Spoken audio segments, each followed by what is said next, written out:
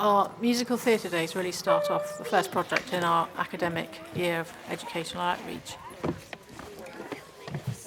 Children could see everything going on, they could meet all the people involved with the creation of live musical theatre, whether it was design, stage management, costume design, get to know the singers, how they got to singing opera. They think, why on earth do singers sing like that? And we explain that these singers have to sing over an orchestra in a big auditorium without a microphone.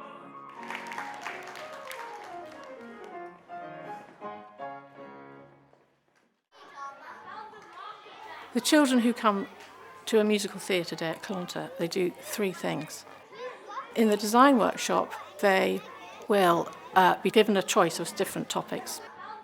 Then as a group, they work in teams, like we do as a production team. And we very much, one of the most important things is we say, if you're going to put on a show, you've all got to pool together to make this project work. They start sketching, and then they pool their ideas together, and then they have a scale 1 to 50 model box, and they can use all the materials that we put on the table to create a scene, and they're given a little person who's scale 1 to 50, and they're told everything that you put in this model box has to relate to this little person.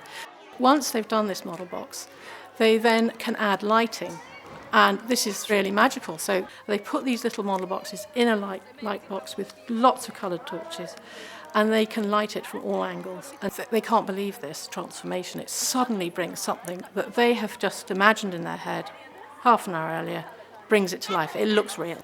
And they, gosh, oh, this is really quite good. The music workshop that children take part in, they get to meet 4 singers. To feel the rhythm of life, to feel the powerful beat. And they have a very intimate experience with these singers. They're sitting very close to them. The singers come into the room, enter into the room, and then the singers introduce themselves one by one. And they talk to the children as if they're just somebody they really want to share their passion with. I think that music is the one area that is entirely, it's absolutely inclusive. You don't need to be able to hold anything or correctly, or write anything correctly, or say anything correctly. You can just get involved on any level that you're able to get involved. And the bird in the moonlight flies. So the third part of the day, the children come into the auditorium. For some of these children, they've never been into a theatre before. So there's a sort of sharp intake of breath when they come in. And then they all sit in their seats. They're all very quiet to start with. And then Laura comes on the stage and really sort of whoops them up and encourages them to understand that they can cheer and feel free to interact with the performance. 1, 2, 3. Then they see these extracts they've seen in the workshops expanded, and they can enjoy the whole piece. And they get to see the show on this wonderful set. For schools taking part in ArtSmart, this is a particularly useful project because this year we've geared up the whole programme to fit in with Discover Arts Award.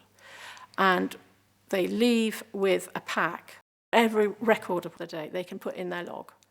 And by the end of filling in that log, they will qualify for a Discover Arts Award. Schools are longing for opportunities to bring the arts into the main curriculum, and that's been one of the major challenges for them. But it's something that we do all the time, with language, with working to scale, maths, history. It's all part of opera.